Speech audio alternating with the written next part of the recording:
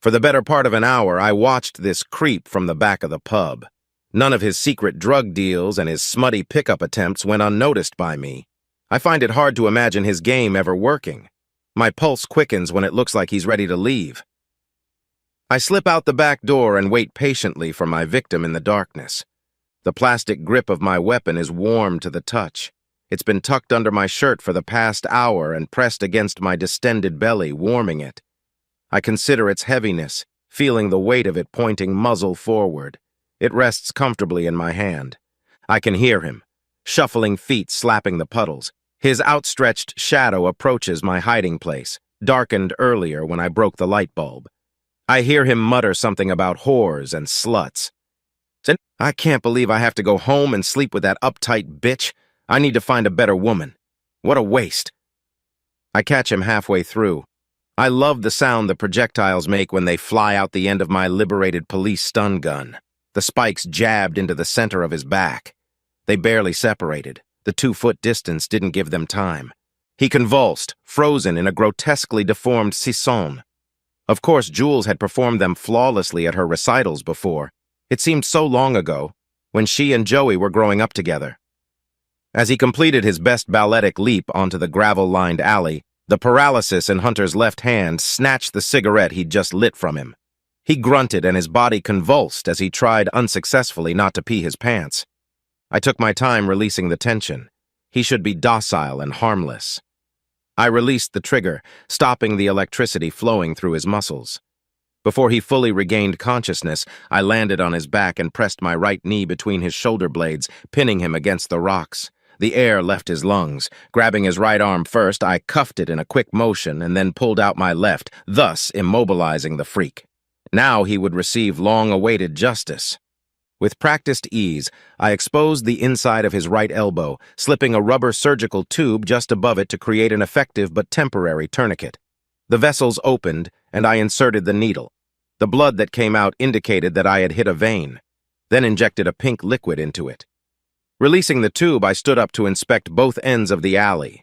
Still clean, I thought, looking at my newfound victim. I've used injectable Valium many times. It incapacitates the target quickly. I hope I got the dosage right. The last time I used it, I had a hell of a struggle because I misjudged my victim, who woke up before I was ready. I was determined that wouldn't happen this time. I watched the heat of the drug take over his body. His eyes closed and he relaxed into the dirt. I put the needle and syringe away. Who said backpacks weren't useful? Not me. Then I disconnected the wires from the stun gun, put it next to the syringe in the bag, and zipped it up. I moved Hunter into a sitting position. Kneeling, I slung him over my shoulder and converted him into a fireman's carry. I'm not as young and trim as I used to be. At 47, these guys get heavy. I stood to my full 6-foot height, lifting Hunter an uncomfortable distance off the ground. Good thing he sleeps like a baby. I walked him 30 yards to my SUV, wishing I had such an ample belly and did more cardio. Breathing heavily and brushing droplets of sweat off my face, I sat him in the car. I took one last walk down the alley and we drove off. I watched the man slowly come to his senses. His clouded mind was returning to consciousness. His eyes fluttered open, then strained to see in the darkness. I could see he was confused, partly due to the recreational drugs, the booze, and the electric shock, but mostly due to the Valium. I like this part best, when my captive begins to realize that their evil ways have brought them here. More than that, their evil ways led me to them. They were all evil, hell, even I'm evil. The difference is that most of my victims are evil to other evil people. But not Hunter. He chose to take something pure and beautiful and destroy it for his own gain. I'm here to make sure he pays for it. He doesn't notice me.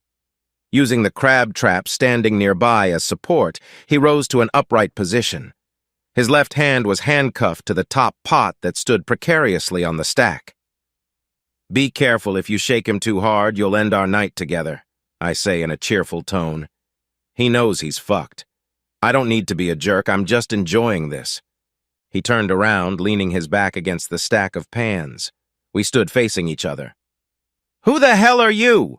The stack shifted slightly from his movement. Slow down, Hunter, I started to warn him again when he interrupted. Who the hell are you? Drool dripped from his cracked lips. You know who I am? You're totally fucked up. Let me go now. I love it when they're upset. The devil in me likes to tease them in that moment. Wait, that's a lot of questions. Which one am I going to answer first? His eyes have adjusted to the dim light from the lone bulb attached to the top of the pier piling. Using his right hand, he tries to free his left. I said be careful or you'll tip over. I like to tease the doomed. It's like flirting with a pretty girl without the sex at the end. Although sometimes the climax is almost as satisfying. He succumbed to the realization that he's done. He looks at me. Who are you? My name is Bull. I begin my explanation.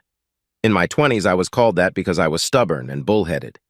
In my 30s, it was because I was rude and destructive, like a bull in a china shop. And now, at 40, it's because I'm mostly full of old stories and bullshit. I don't know how I'll explain it in a few years. Maybe at 50, I'll say it's because I'm as wise as an old bull on a farm. What do you think? I can tell my name means nothing to him, so I feign offense and sulk at his confused look. Now he's annoyed. Do you know who I am and who I work for? Definitely. You're Hunter Lewis, a drug dealer for the Scallion family. They are well aware of what you are here and why. He has no idea that I wouldn't risk asking him out without first getting permission. The privilege cost me $10,000, but I consider it a hell of a bargain. No way! When he finds out what you're doing, Carmine will cut your balls off. He puffed up with pride for a moment, as if he had the upper hand. I'll be laughing when he nails your old bald ass and cuts off your pecker. I couldn't keep from laughing out loud. Wow, that's a shame. I can't control genetics. I ran my hand over the stubble on the top of my head.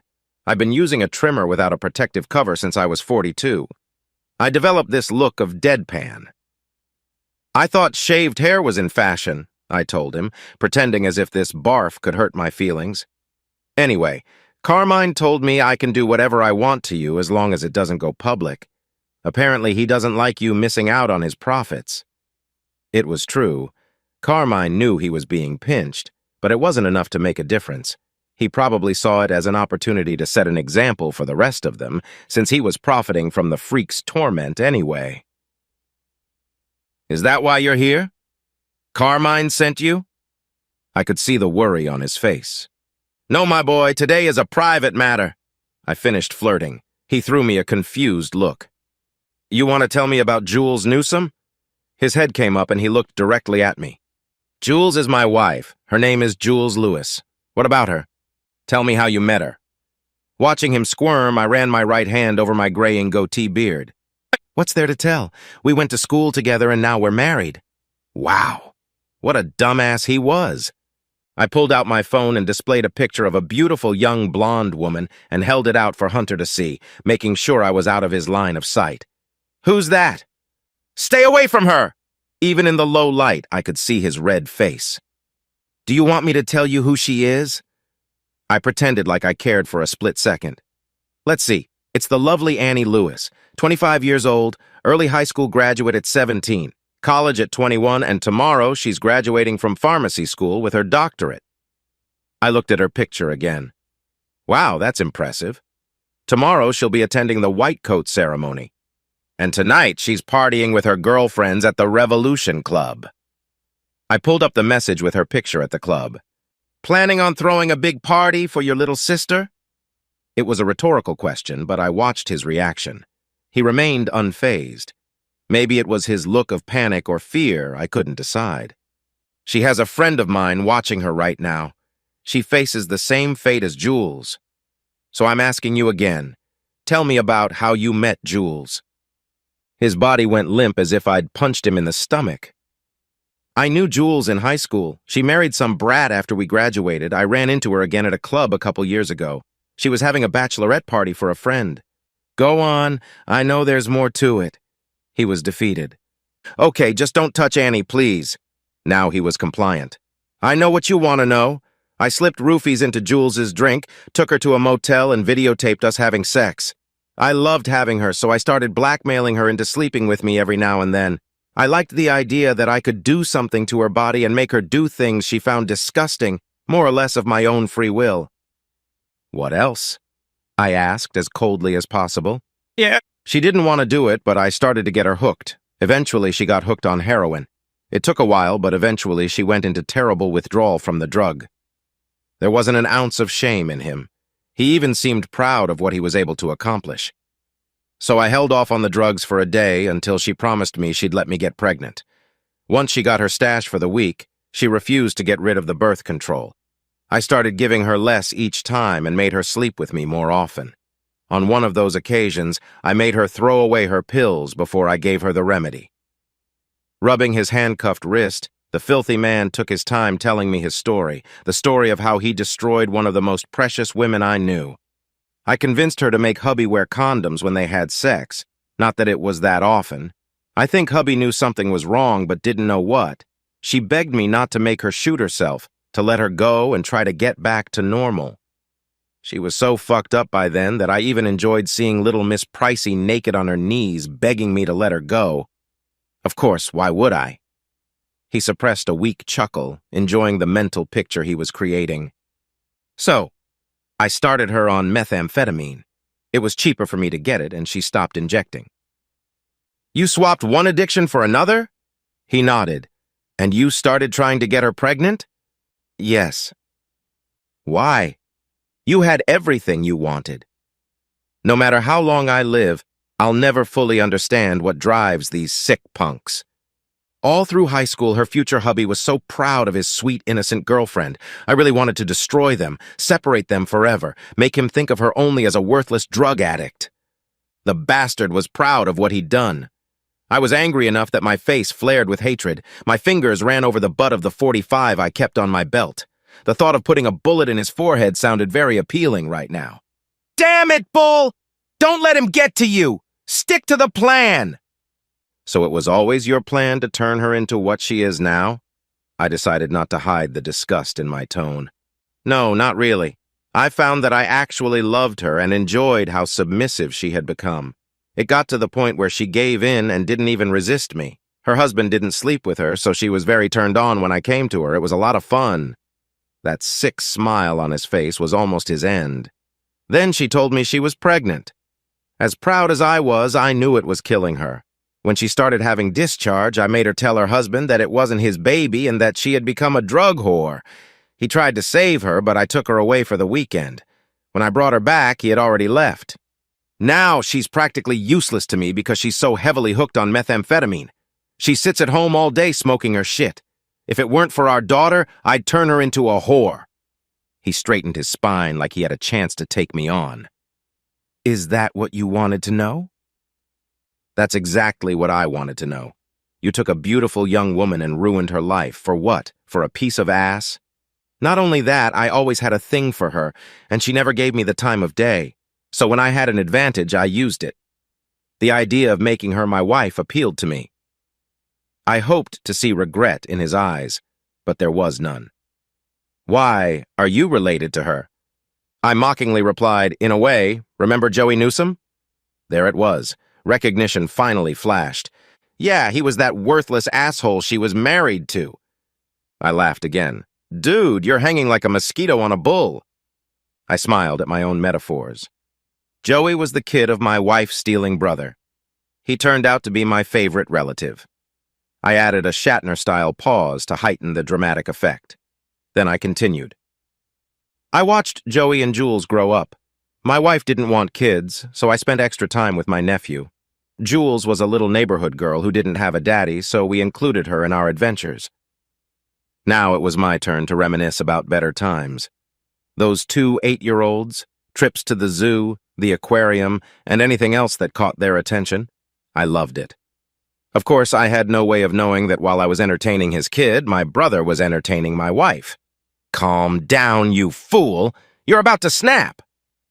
Then when they started dating, I made sure Joey had money for dating.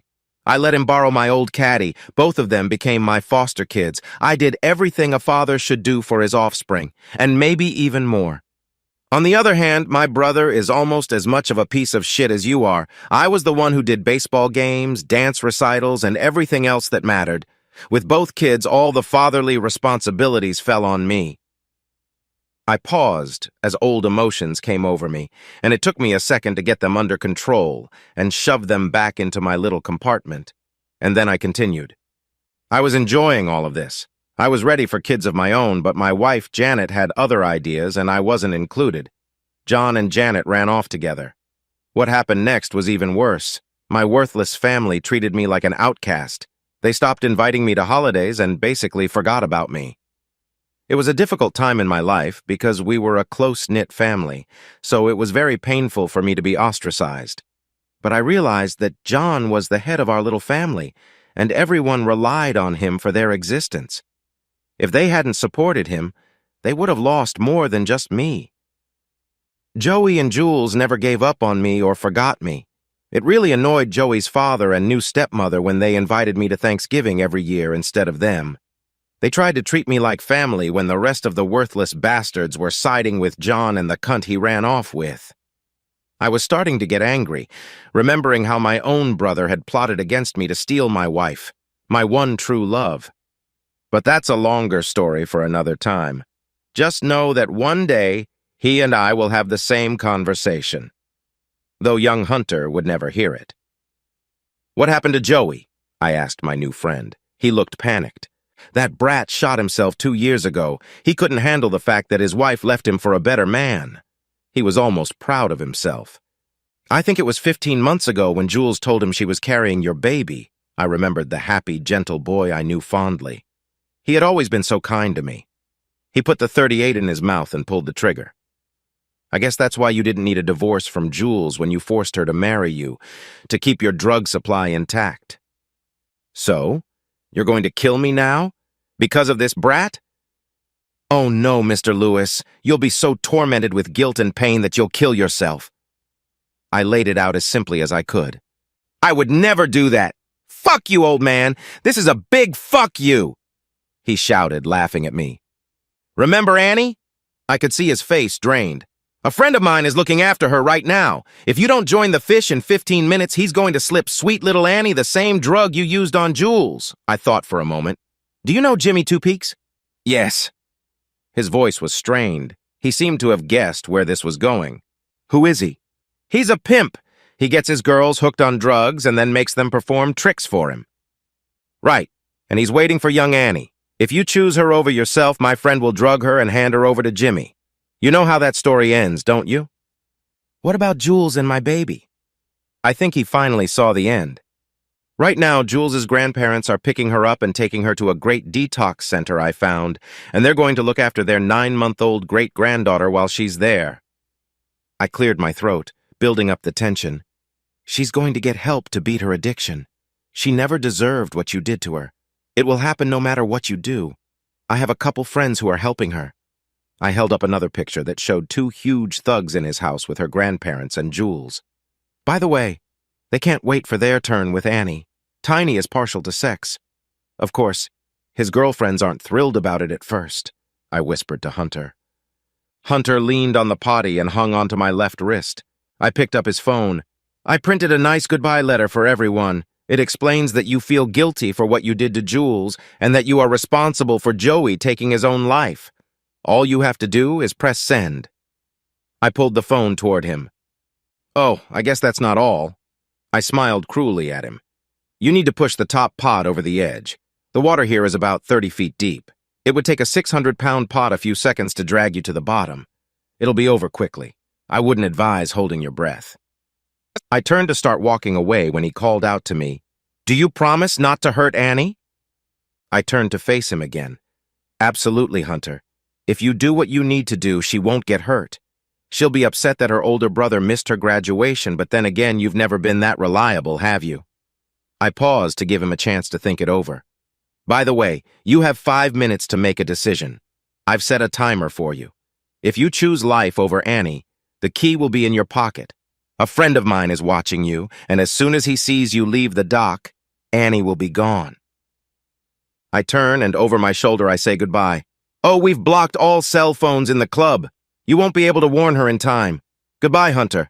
I hope for once in your life you have some courage." I walk a little ways down the dock, hide behind an awning, and wait. Hunter won't leave the shipyard today.